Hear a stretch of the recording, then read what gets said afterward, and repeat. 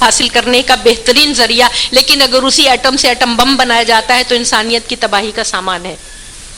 یہ علم کا استعمال، یہ جاہلیت کے تحت علم کا استعمال جو ہے، یہ انسان کی اصل میں تباہی کا سامان ہے۔ جب میں عصر حاضر کے مسائل کا ذکر کرتی ہوں تو بخدا آج کی ترقی کے خلاف نہیں، آج کی ترقی تو ہمارے لیے بہت برکتوں کا سامان لائی ہے، ہمارے لیے بہت آسانیاں لائی ہے، اور ہمارے لیے ہمارا سب سے زیادہ حق ہے اس ترقی کے اوپر۔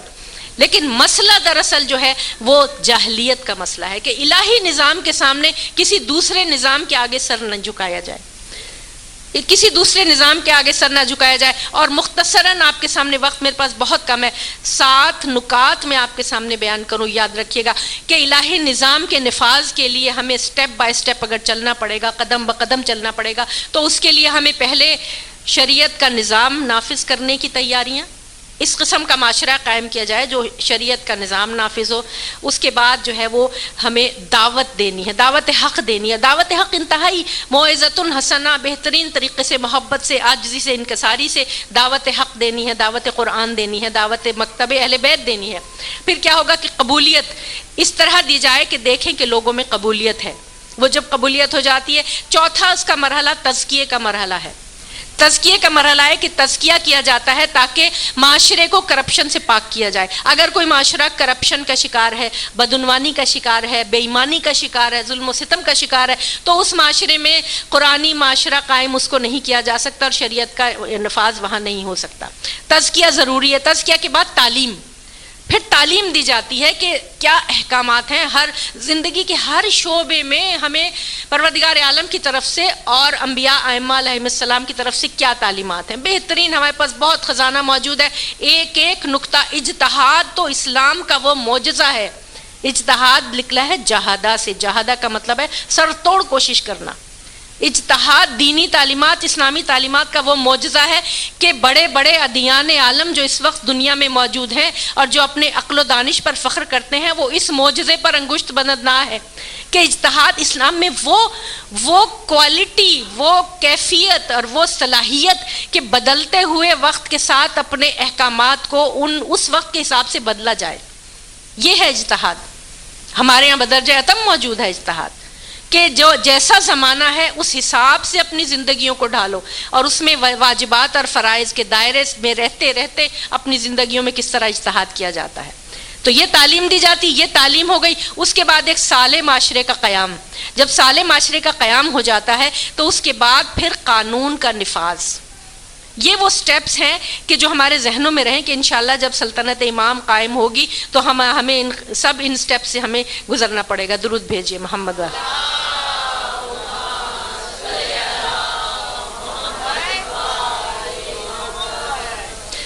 دعا کے حوالے سے کل ایک سوال تھا کہ کیا دعا کچھ عمل نہیں کرنا چاہیے، صرف دعا کرنی چاہیے۔ میرے مولا نے فرمایا، مولا علی نے، کہ بغیر عمل کے دعا کرنا ایسا ہے جیسے چلے اور کمان کے بغیر تیر چھوڑنا۔ اب وہ تیر تو اپنے نشانے پہ لگے گا نہیں۔ یا ایسا ہے کہ کسی بیماری کے عالم میں بہت سٹرونگ اینٹی بائیوٹک کھائی لیکن بد پرہیزی بھی کی ساتھ میں، جو ڈاکٹر نے کھانے کو منع کیا تھا وہ بھی کھایا اس کی۔ یا ایسا ہے کہ آپ نے ایک فصل اگائی، اس میں آپ نے پودے لگائے اور وہاں مویشی چھوڑ دیے تو انہوں نے وہ برباد کر دیا۔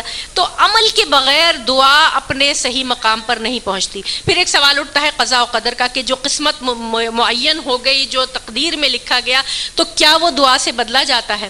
تو یاد رکھیے قضاء و قدر کا تعلق دو قسم کی، حدیث سے ہمیں پتہ چلتا ہے دو قسم کی قضا ہے۔ ایک ہے قضائے لوح محفوظ کہ جو معین ہے، جو قائم ہے، اور ایک ہے قضائے محو ثبت، وہ قضا، وہ تقدیر کہ جس کا تعلق محو ثبت سے ہے۔ یمحو اللہ ما یشاء و یثبت وعندہ ام الکتاب، کہ اللہ جسے چاہتا ہے مٹا دیتا ہے اور جسے چاہتا ہے قائم، قرآن جسے چاہتا ہے قائم رکھتا ہے، اور اس کے پاس ام الکتاب ہے۔ تو جب یہ اس کا ثبوت ہمیں قرآن کی آیات ناسخ و منسوخ سے ملتا ہے کہ مختلف زمانوں کے حساب سے جب حکم بدلا اور دوسرا حکم آ گیا تو یہ پروردگار کی لوح محو ثبت سے اس کا تعلق ہے کہ صدقہ دیا بلا ٹل گئی، والدین کے ساتھ نیکی کی، احسان کیا، بلا ٹل گئی، کوئی نیک کام کیا بلا ٹل گئی، استغفار کیا نعمتیں ملنے لگیں، یہ اس کے ساتھ اس کا تعلق ہے، اور یہ ان میں آپس میں کوئی تضاد نہیں ہے۔ وہی پروردگار عالم جس نے دعا کا حکم دیا، وہی پروردگار عالم لوح محفوظ کا بھی حاکم ہے، وہی پروردگار عالم لوح محفوظ ثبت کا بھی حاکم ہے۔ اس نے حکم دیا، اور دعا کا تعلق لوح محفوظ ثبت سے ہے کہ جب آپ دعا کریں، حکم ہے، حکمن دعا ہے کہ ادعونی استجب لکم، کہ تم دعا کرو میں تمہاری دعا سنتا ہوں۔ تو قضاء و قدر کے حوالے سے یہ بات ذہن میں رہے کہ دعا کا حکم دیا گیا ہے تاکہ تم دعا کرو اور تمہاری تقدیر، پھر تم اپنے ہاتھ سے اپنی تقدیر لکھو، اپنے ہاتھ سے تقدیر لکھو، اور اس کے بعد تم اگر بیمار ہو تو دعا آپ کے اندر طاقت، توانائی، قوت عمل پیدا کرتی ہے، آمادگی پیدا کرتی ہے۔ بیمار ہو تو صحت کے لیے جد و جہد کرو، غریب ہو تو محنت کرو، افلاس دور کرنے کی کوشش کرو، اور اگر بے روزگار ہو تو روزگار تلاش کرنے کی کوشش کرو۔ یہ سب چیزیں آپس میں رابطہ رکھتی ہیں، ایک دوسرے کے ساتھ کنیکٹڈ ہے، یہ الگ سے کوئی چیز نہیں ہے، ان سب کا آپس میں ربط ہے۔ دعا کا انسانی اعمال و افعال سے آپس میں یہ ربط ہے۔ پھر دعا کے بارے میں فرمایا گیا کہ ایک جگہ یہ کہا جاتا ہے کہ جب حضرت ابراہیم علیہ السلام کو آگ میں ڈالا جا رہا تھا تو جناب جبریل آئے کہ میں نبی اللہ میں آپ کی مدد کروں، تو جناب ابراہیم نے کہا کہ نہیں، ہاں مجھے مدد کی خواہش تو ہے لیکن تجھ سے نہیں، اس سے ہے کہ جو میرے قلب کا حال جانتا ہے، جو میرے دل کا حال جانتا ہے، جو میری مصیبت کو جانتا ہے۔ لیکن یہ مقام ابراہیمی ہے، یہ مقام عشق ہے، یہ مقام عشق اور یہ مقام ابراہیمی ہے۔ میں اور آپ اس مقام پر نہیں ہیں۔ ہمیں حکم ہے کہ منہ سے دعا کرو، الفاظ بیان کرو، اور کس طرح آداب دعا بھی بتائے گئے، کیونکہ جب ہم دعا کرنا ایک فعل ہے، ایک عمل ہے کہ جو ہمیں مزید اعمال کی طرف آمادہ کرتا ہے، اور وہ دعا کرنے سے انسان میں وہ توانائی اور وہ طاقت اور وہ روحانی قوت پیدا ہوتی ہے۔ اور حیت دعا کے حوالے سے کہا گیا کہ دعا کے آداب ایسے ہیں کہ وضو کر کے قبلہ رخ، میں آپ کے سامنے مختصر، میرے پاس بہت کم وقت ہے، مختصر آپ کے سامنے بیان کروں کہ قبلہ رخ ہو کر بیٹھ کر اور آواز سرگوشی کے عالم سے تھوڑی سی اونچی آواز سے دعا کی جائے، اور اس میں عاجزی اور انکساری سے دعا کی جائے۔ اجتماعی دعا کی بہت فضیلت ہے کہ اجتماعی دعا کرو، تم میں سے نامعلوم کس کی دعا کے صدقے میں سب کی دعائیں قبول ہو جائیں۔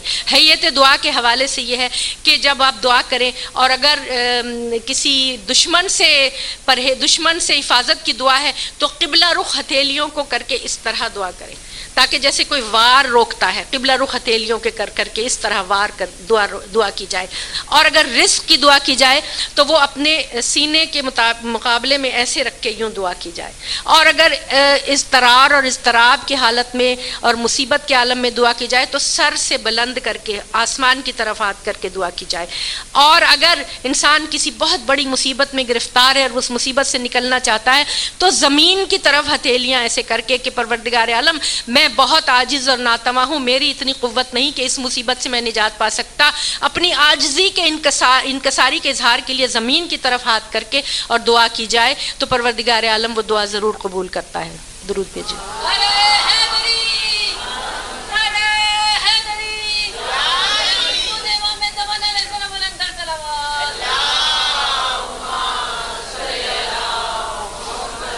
مغفرت کی دعا کے لیے کہا کہ مغفرت کی دعا کے آداب یہ ہیں کہ پہلے اپنے لیے مغفرت کی دعا کرو، پھر دوسروں کے لیے مغفرت کی دعا کرو، ورنہ اس میں تکبر اور غرور کا عنصر شامل ہو جاتا ہے۔ ہمیں بتایا گیا نا ربنا اغفر لی ولوالدیّ، یہ اپنے لیے دعا کی، پھر ایک یہ بھی دعا کہ اپنے بھائیوں کے لیے بعد میں استغفار کی دعا، پہلے میرے لیے دعا پھر میرے والدین کے لیے دعا، یہ ہے اس کا پروٹوکول، دعا کا پروٹوکول یہ ہے۔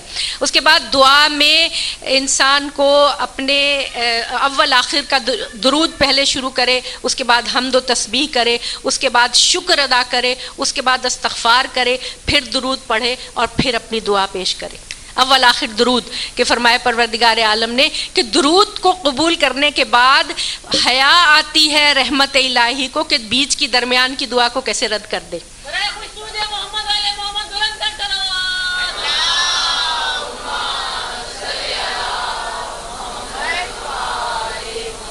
پھر وسیلہ درمیان میں وسیلہ دے کے کہ اگر ہم جناب نوح کی امت میں سے ہوتے تو جناب نوح کا وسیلہ دیتے، اگر ہم جناب ابراہیم کی امت میں سے ہوتے تو ان کا وسیلہ دیتے، لیکن ہم محمد مصطفیٰ صلی اللہ علیہ وآلہ وسلم کی امت میں سے ہیں۔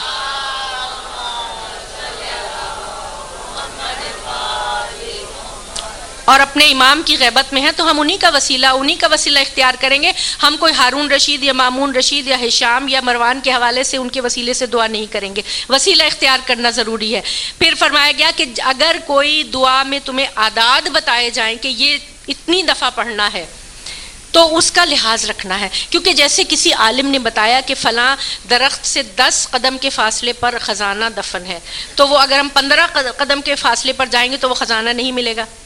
اس لیے حکم ہے کہ جو دعا کے آداب اور خاص طور سے جو کسی خاص مقصد کے لیے کیا جاتا ہے اس میں طہارت، پاکیزگی کا خیال کرنا، وقت کا خیال کرنا، اعداد کا خیال کرنا، کتنی دفعہ کیا پڑھنا ہے، کب شروع کرنا ہے، کب اس کا آداب کا خیال رکھنا وہ بہت ضروری ہے مومنین کے لیے. اور وہ کسی عالم سے پوچھ کے، میرا آپ کو مشورہ ہے کہ اس قسم کے بڑے اعمال کسی عالم سے پوچھ کے ضرور کیا کیجیے، تاکہ جو اس کی شرائط ہیں، جو اس کی باریکیاں ہیں، جو اس کی گہرائیاں ہیں وہ ہمیں پتہ نہیں ہوتی ہیں عام طور پہ. اور اسماء الہی کے جو اسرار ہیں جب وہ مرتب ہونا شروع ہوتے ہیں تو اکثر تو ہم اس کو برداشت بھی نہیں کر پاتے.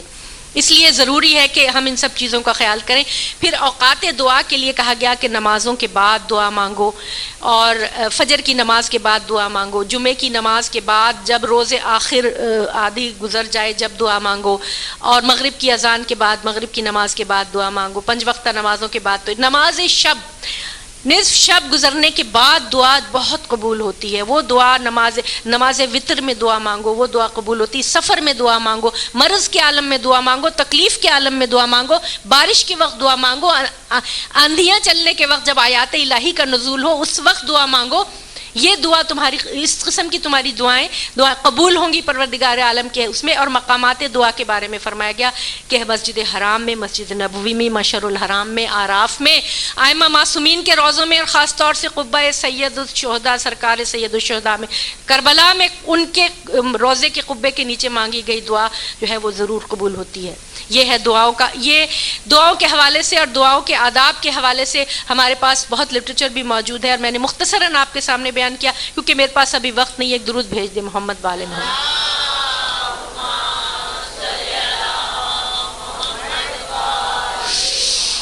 اور آج میری شہزادی کا وہ خطبہ جو انہوں نے دربار یزید میں پیش کیا، 3 خطبے تاریخ میں مشہور ہیں.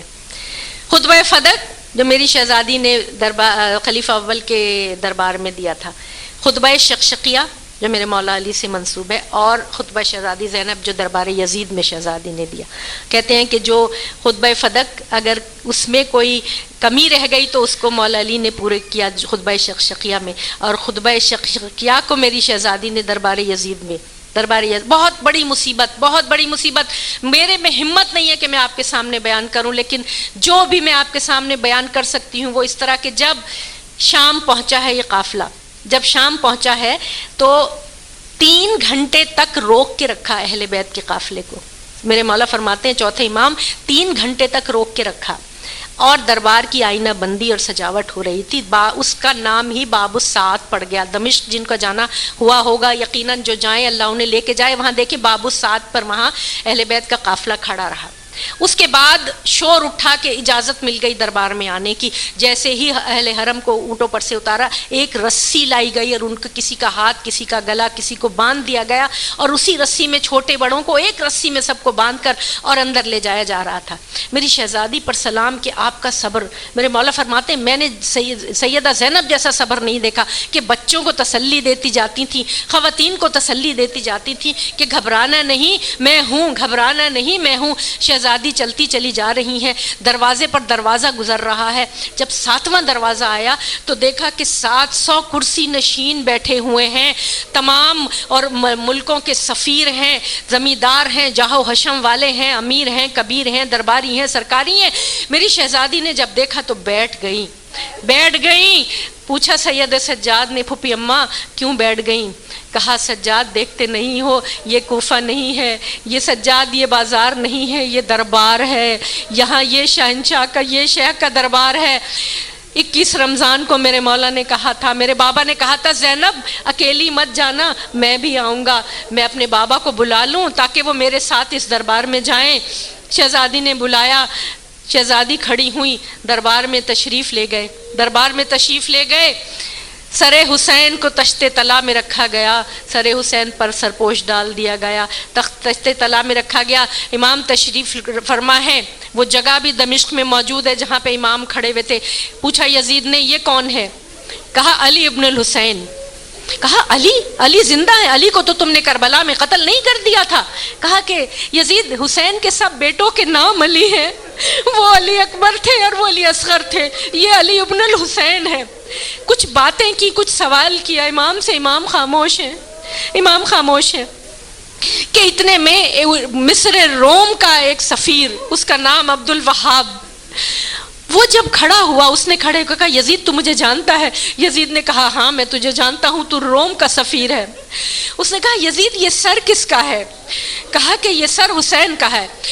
اس نے کہا کہ یہ عرب کی روایت کے خلاف ہے یہ بات کہ تو نے اس کے والدین کا نام نہیں بتایا، صرف سر حسین کہا۔ کس کا بیٹا ہے یہ؟ کہا فاطمہ کا بیٹا ہے۔ کہا نہیں یزید، اس کے باپ کا بھی نام بتا، تو نے صرف فاطمہ کا نام لیا ہے۔ کہا ہاں فاطمہ محمد کی بیٹی۔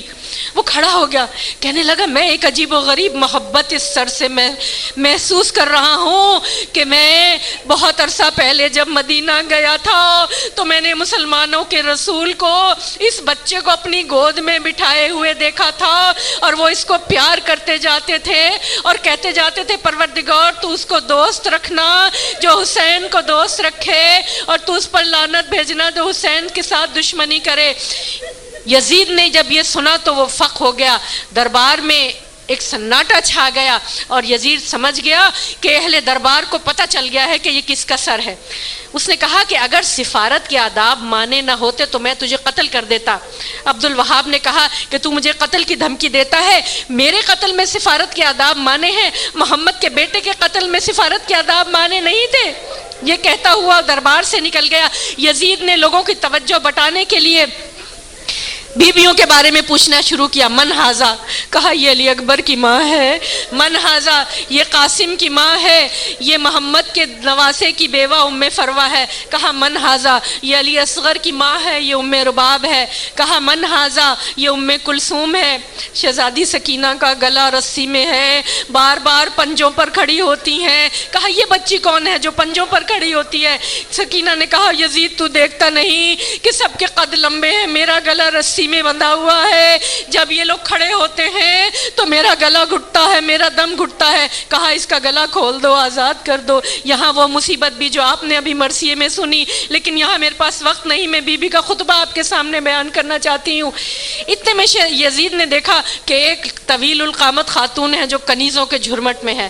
کچھ پوچھا من ہاذا متکبرہ؟ یہ مغرور عورت کون ہے؟ شہزادی نے کنیزوں کا جھرمٹ چیرا، سامنے آئی۔ یزید تو سن۔ کہا شہزادی نے وہ خطبہ دیا ہے عظیم الشان جو تاریخوں میں محفوظ ہے۔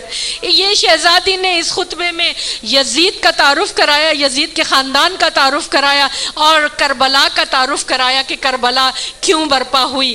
کہا الحمدللہ رب العالمین والصلاة والسلام علی جدی سید المرسلین وعلی آلہ اجمعین۔ یزید تو سمجھتا ہے کہ تو نے ہمیں ترک و دیلم کے غلاموں کی طرح اسیر کر کے ذلیل و رسوا کر دیا ہے؟ تو سمجھتا ہے کہ تو نے ہماری مرتبت اور منزلت کو ختم کر دیا ہے؟ ہرگز نہیں یزید، تو کامیاب نہیں ہوا۔ سورہ روم کی تلاوت فرمائی میری شہزادی نے، کہا کہ تجھے نہیں پتا کہ جو آیات الہی کو جھٹلاتے ہیں وہ دردناک انجام کے مستحق ہوتے ہیں۔ یہاں تک پہنچی، اس کے بعد فرمایا لیکن میں تجھ سے توقع بھی کیا کر سکتی ہوں کہ تو اس کی اولاد ہے کہ جنہوں نے میرے بزرگوں کا کلیجہ چبایا تھا۔